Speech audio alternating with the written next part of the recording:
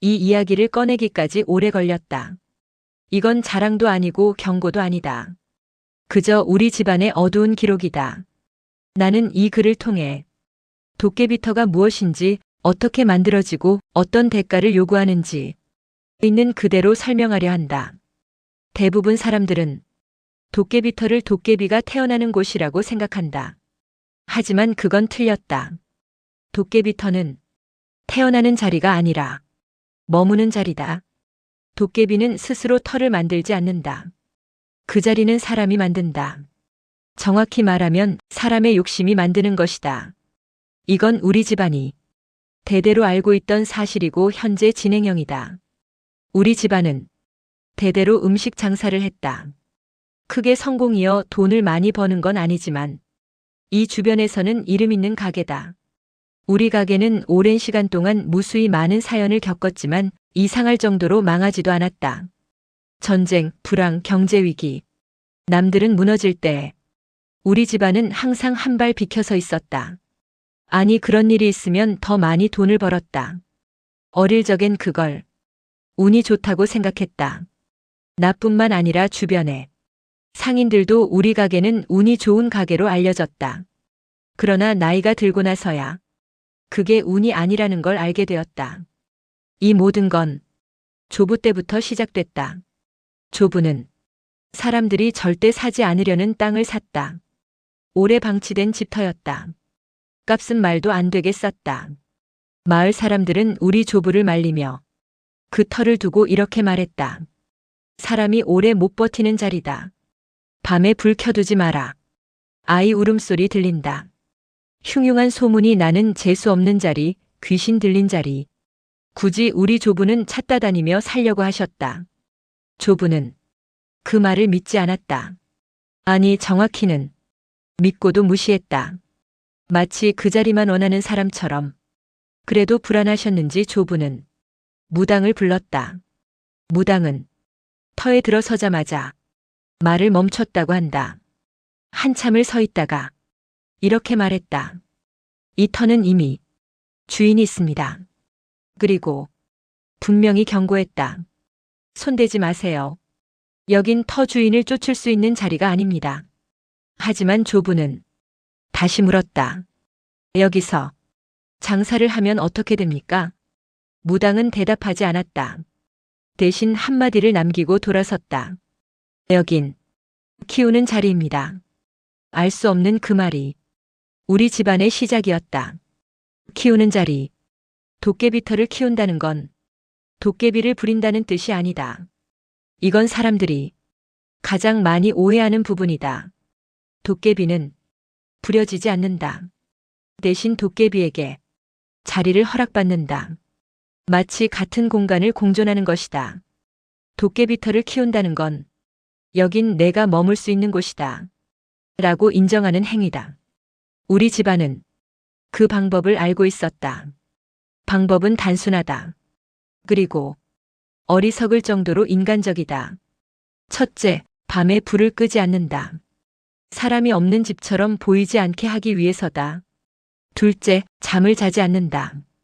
도깨비터는 사람의 부재를 싫어한다. 셋째, 쌀, 술, 동전처럼 욕심을 상징하는 것을 둔다.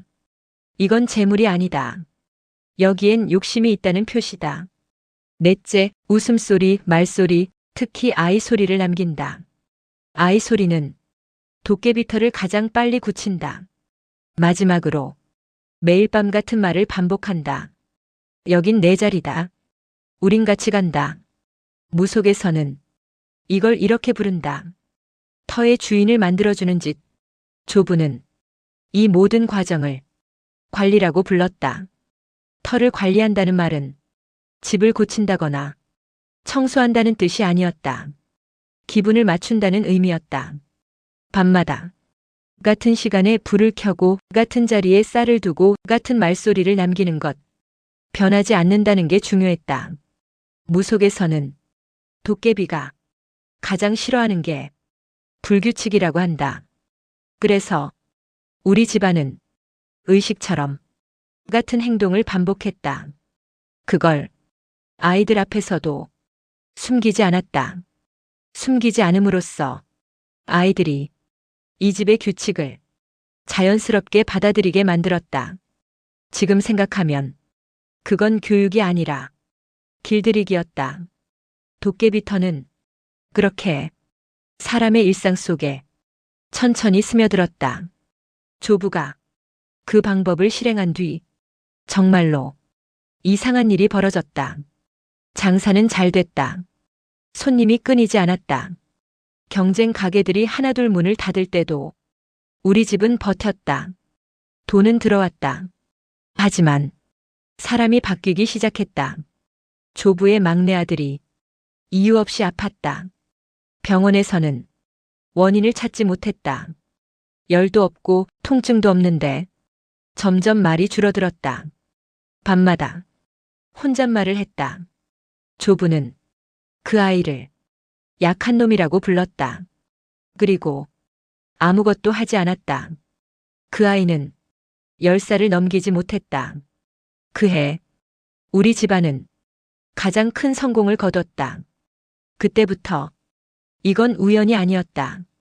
대신 규칙이 되었다. 집안에 항상 아픈 사람이 하나 생겼고 그 사람을 중심으로 다른 가족들은 번창했다. 누구도 그걸 입 밖에 내지 않았다. 하지만 모두 알고 있었다. 도깨비는 절대 공짜로 놀지 않는다는 걸.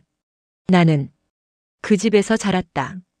어릴 때부터 밤에 불을 끄지 않는 집이 이상하다고 생각하지 않았다. 잠을 자지 않는 어른들, 항상 켜져 있는 전등, 새벽까지 들리는 말소리. 그게 우리 집의 일상이었다.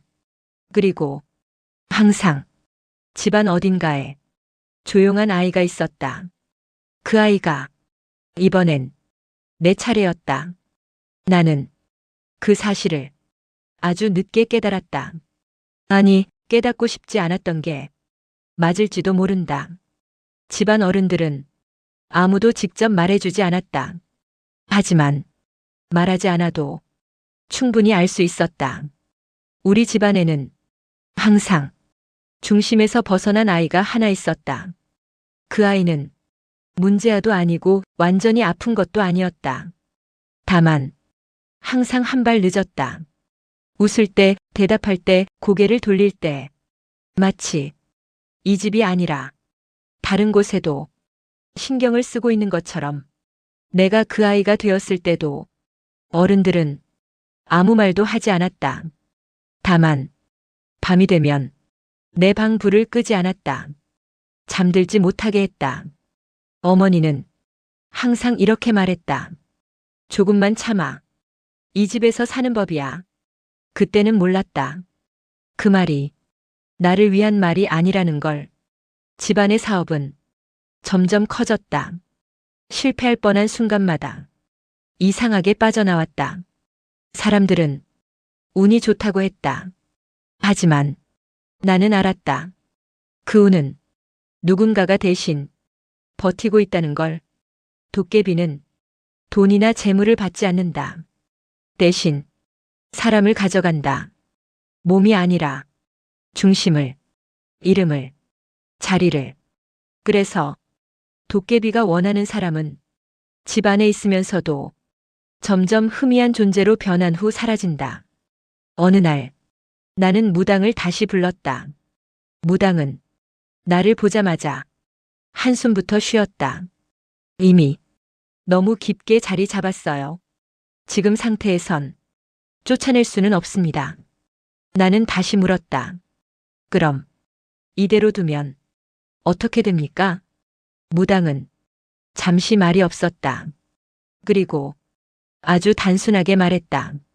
지금처럼 계속 두면 지금처럼 계속 가져가요. 그 말은 아주 분명했다. 도깨비는 한 번에 모든 걸 가져가지 않는다. 대신 조금씩 가장 약한 것부터 가져간다. 내가 가장 두려운 건 도깨비가 아니다. 도깨비는 늘 같은 방식이었다. 우리는 원하는 것을 수를 준비하면서 말했고 도깨비는 무엇이든 사람이 버틸 수 있을 만큼만 가져갔다. 한 번에 무너뜨리지 않았다. 도망칠 틈을 남겼다. 그래서 사람은 계속 그 주변에 남아 있었다. 도깨비는 약속을 어기지 않았다. 항상 원하는 것을 들어주고 우리가 모르는 도깨비가 원하는 것을 항상 가져갔다. 정말 무서운 건 사람이었다. 아무도 여기서 멈추자고 말하지 않았다. 다들 알고 있었지만 다들 모르는 척했다. 왜냐하면 이걸 멈추는 순간 지금까지 지켜온 것들을 전부 내려놓아야 했기 때문이다. 그래서 우리는 선택하지 않은 척하며 선택을 이어갔다. 나는 지금도 밤에 불을 켜둔다. 습관처럼 불을 끄면 집이 너무 조용해진다. 그 조용함이 무섭다. 아직 선택은 하지 않았다. 하지만 이 글을 쓰는 동안 나는 이미 그 자리를 계속 내주고 있다는 걸 안다. 도깨비터는 결심으로 만들어지지 않는다. 미루는 동안 완성된다. 이 글을 쓰는 이유는 경고가 아니다. 이미 이 방법은 여러 세대를 거쳐 증명되었다. 효과는 있다. 하지만 대가는 절대 사라지지 않는다. 그리고 그 대가는 언젠가 반드시 가장 약한 사람에게 돌아간다. 나는 이제 그 선택을 앞두고 있다. 다음 차례를 넘길 수도 있고 여기서 끊을 수도 있다. 하지만 끊는다는 건 지금까지 쌓은 모든 걸 포기하는 일이다. 그래서 이 글을 남긴다. 누군가는 이걸 읽고 따라할지도 모른다. 누군가는 웃고 넘길지도 모른다. 상관없다. 다만 이건 분명히 말할 수 있다. 도깨비는 절대 공짜로 놀지 않는다. 그리고 도깨비터는 지금 이 순간에도 누군가에 의해 키워지고 있다.